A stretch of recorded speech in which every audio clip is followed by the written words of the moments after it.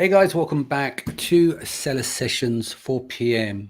GMT on a Wednesday afternoon. I'm joined by Alex. Today we're going to be talking about product insurance. I know Sharon's covered some areas within her shows on Sharon on Thursdays, but Alex is here today. We're going to be talking a lot more from the point of view for if you, which most do, is sellon.com. but does not have a US-based company. I've had it with some of my clients as well, where they've struggled from being in Australia. The preferred list via Amazon is not always helpful, etc. But before we get going, Alex, do you want to give a little introduction on yourself, please? Yeah, sure. Thank you, Danny. My name is Alex. I'm one of the directors of Christopher Trigg Insurance Brokers. We're based just outside London in the UK. Established for well over sort of 40 years, coming up to 50 years. Big players in the commercial insurance world. Big players in the e-commerce insurance world, and sort of more recently, the Amazon insurance world. And we've been ranging products and general liability insurance for many years for many different classes of business. And we seem to have found sort of a particular niche and sweet spot with Amazon sellers who are UK registered businesses predominantly, but sell on Amazon.com. The majority of the time, kind of 100% of their revenue is derived from the US. Yeah, and it's quite interesting because the explosion for you for this, in terms of you've been in insurance for 50 years or so, but the Amazon side of things came earlier this year when there was a lot of sellers, or everyone would have got an email from Amazon about their, what's coming soon in terms of product liability certifications you must have in place, otherwise you can't trade on the platform. And it left a lot of people scrambling in terms of securing it, and it led to a lot of problems because the preferred list. Do you want to go into a bit of that as well? A lot of people on the preferred list were not really exercising and suitable for people that sold on .com but live outside of that country. Yeah, correct. So firstly, I personally haven't been in insurance business for 50 years, thank goodness. You can probably tell I'm a little bit younger than that. But I don't think Amazon maybe realized how difficult they made life for some sellers. As you said, Trust me, they do. It's their job all day. They fuck with us all day long, every day. That's part of being an Amazon seller. You need a bit of gumption to stay alive. No, exactly. But yeah. So the preferred list has access to a few of the big UK players in insurance, but all of those, we deal with those insurers regularly. And generally speaking, UK insurers can only allow up to, say, 20% of US turnover, total revenue, before they start getting very nervous. The reason they get nervous is because historically, the US is far more litigious than the UK, and claims defense and claims settlements are much more costly. Yeah. So that's the first issue, is that there's a very small number of UK insurers that can accommodate 100% US revenue. The second issue is the fact that the Amazon require an additional insured endorsement to be on all of these policies. Now, there's a very select few UK insurers that can accommodate that as well. So when you put those two together, you are almost talking about 2 or 3 UK insurers that can accommodate a UK Amazon seller selling within the US. Yeah, so it makes life very difficult. Just going back to your point though, why you told us the whys, because litigation, they want to work on a small percentage, 20% or so, you say, but what qualifies you guys to, Vincenzo, how you doing, mate? Thank you for the information, guys. What qualifies you guys, other than, I know you're not 15, you still got your hair, unlike me. What qualifies you guys to be able to offer this? how does that work on the back end so that you can subsidize this if a big claim comes in?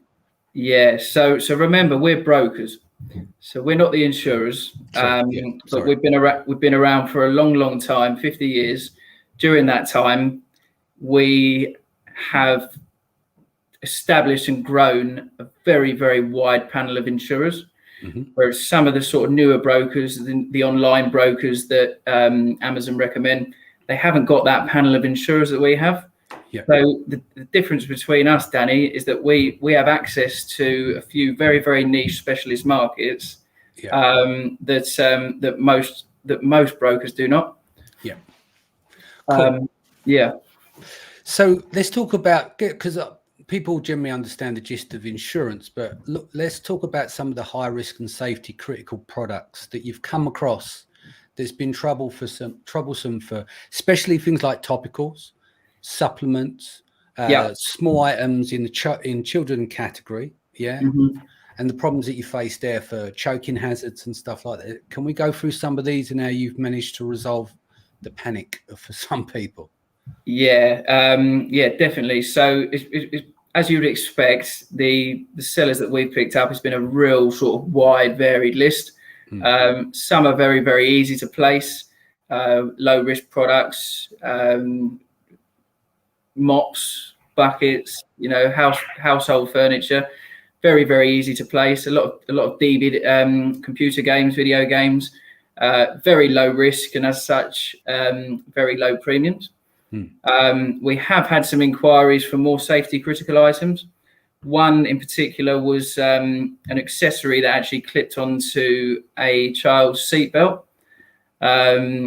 Anything like that, generally, and children's toys, anything like that, generally has to go into a specialist Lloyd's of London market. Right. We have sort of one insurer that sits outside of that who can cover probably 80% of the inquiries that we have, and they're more the kind of low risk products. Outside of that, we have to go into Lloyd's of London, which we can do again because we have access to Lloyd's of London, which some brokers do not. The problem with Lloyd's of London is premium and also appetite. There one or two occasions we have come across a business that we just haven't been able to place. It's been very high risk toys aimed at children, manufactured or sourced from China, which is its own sort of separate problem we'll maybe come on to. And there just isn't a market out there for it, certainly that we've been able to place. But that's rare. And nutritional supplements is something we've had good success on.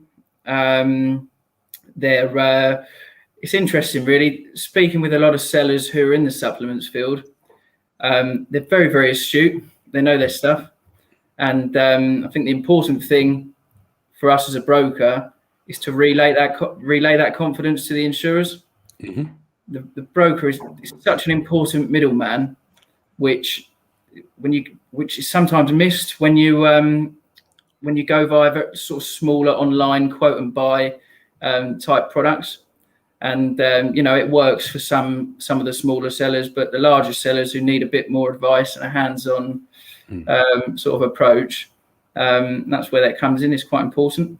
Yeah. Can we talk some numbers as well? When you said like high premiums and stuff, what kind of stuff? And I mean rejected stuff, not going across to GDPR or crossing any lines. Yeah, sure. But are we talking tens of thousands? Have you had like ridiculous stuff, like literally fuck off quotes, meaning like, yeah, we'll cover it, but it's going to cost you X amount of thousands just to like get the customer, not you, but for the customer to go away because it's way high risk. Only for the fact that for people that are listening, they want to know, like, if they're going to go and source products and they want to go into toys category and focused on that 1-year-old to 3-year-old area, it could be very choppy waters depending on the kind of products they source. So it's really important to know what to expect with those things. Sure. So as a general rule of thumb, anything that has to go outside of your standard markets into Lloyd's of London, you're probably looking at a minimum premium of 5,000 as an absolute minimum. Yeah. Anything sort of toy related, even more high risk, you're probably looking at 3 or 4 times that. Okay. And it's interesting because we're actually in the middle of a very, very challenging insurance market for the first time in 15 years.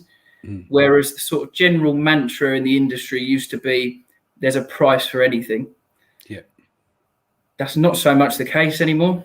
And you do come across certain products, certain types of businesses, not just Amazon, where insurers will just say, we're not providing any cover, no matter what the cost is. Yeah. And that sort of hard market they're in at the moment is cyclical. So those things will start coming around again when insurance companies are in a bit of a better place and they're making money and they're more stable. But at the moment, we're in a very, very risk-averse market. So I would urge any sellers that are sort of thinking of going into those sort of product lines, have that conversation with a broker well before you kind of start investing.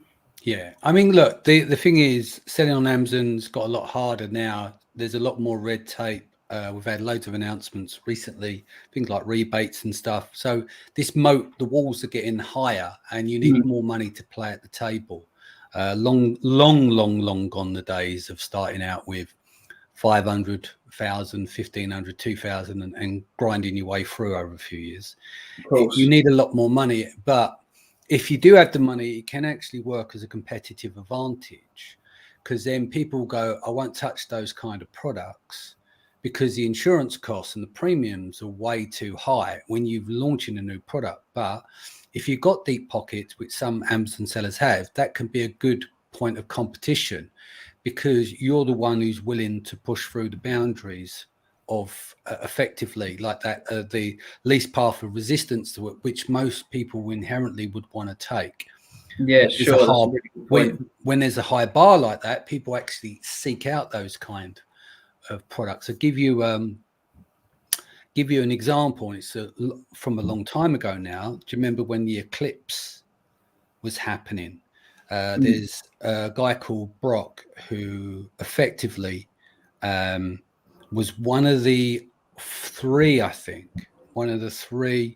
people with the proper certification, because he'd done all the pre-research, proper certification for these glasses, right? Because they have a certain type of lens density and whatever the technical requirements are. And a lot of sellers got cleaned off of Amazon, especially a lot of Chinese. They're knocking them out into the market. The market flooded, and he was still left standing at the end. And he had it right off. He was very smart with that, and that was his decision: go into where the pain points are and be one of the people resolve that. And I even spoke to a friend of mine at Amazon, and she dealt with everything like that. That kind of area she sat on top of, between the performance team and seller support. And so, like the hoverboards that blew up, she dealt with all of those cases, and she also dealt with those glasses as well. So it can actually work as an advantage, but if you're starting out, stuff like that is where is a red flag, right? You need to make sure, because it's hard enough in terms of when PPC costs and stuff are going up. Your launch budgets are much, much higher now than they once were. So can we name some products from your experience that were complete no-nos?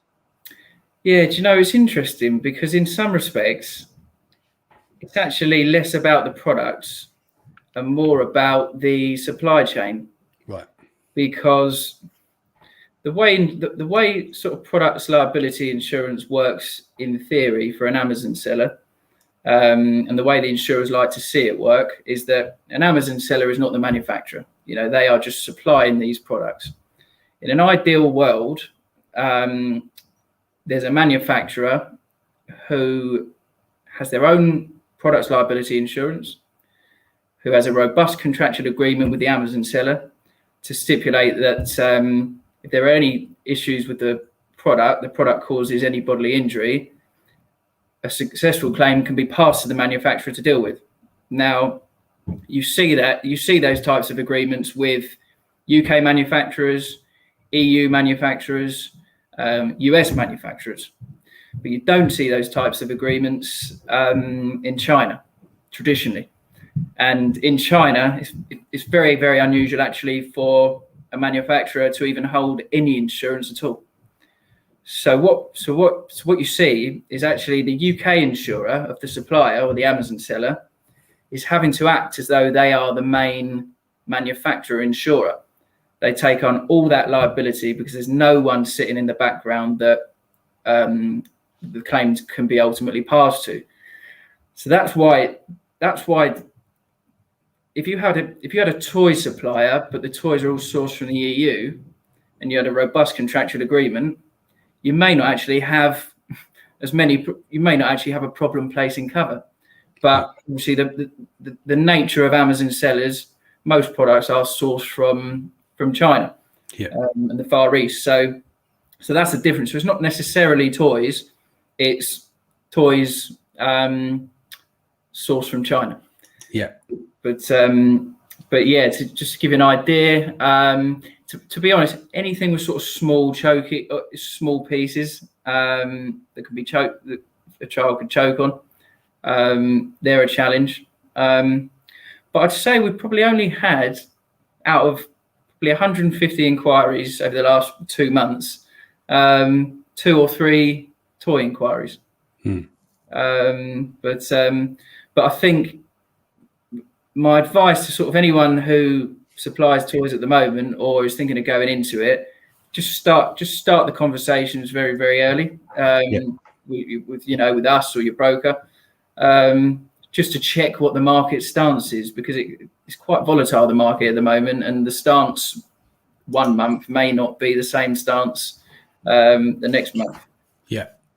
Ben Valence goes on to say, cost us 20k to add drones to an existing US policy, and that was 6 years ago. So is that would be for a US so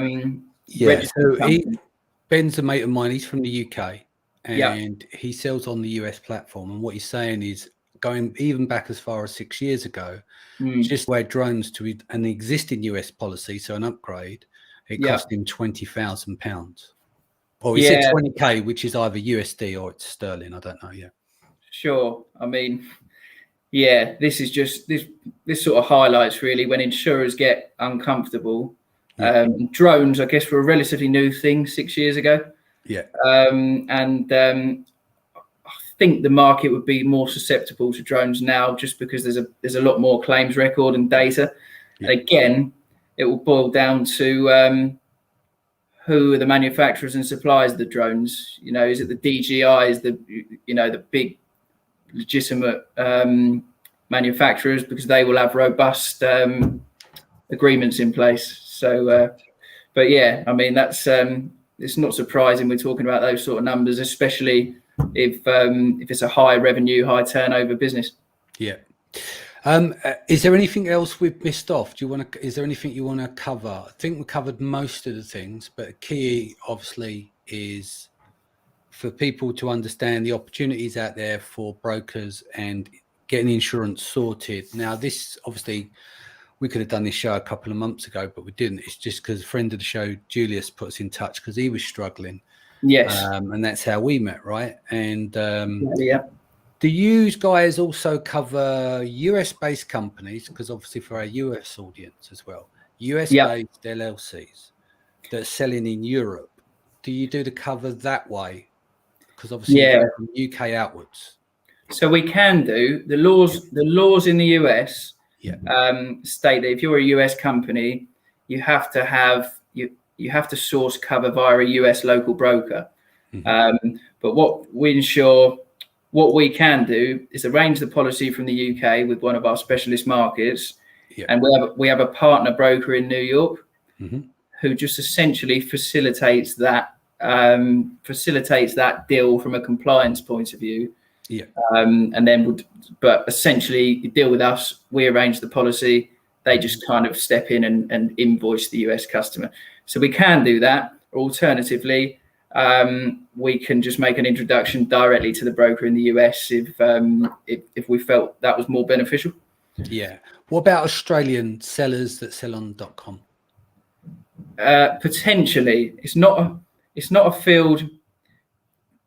Foreign territories have different sort of requirements, i.e., like the US, you have to use a US broker. Yeah.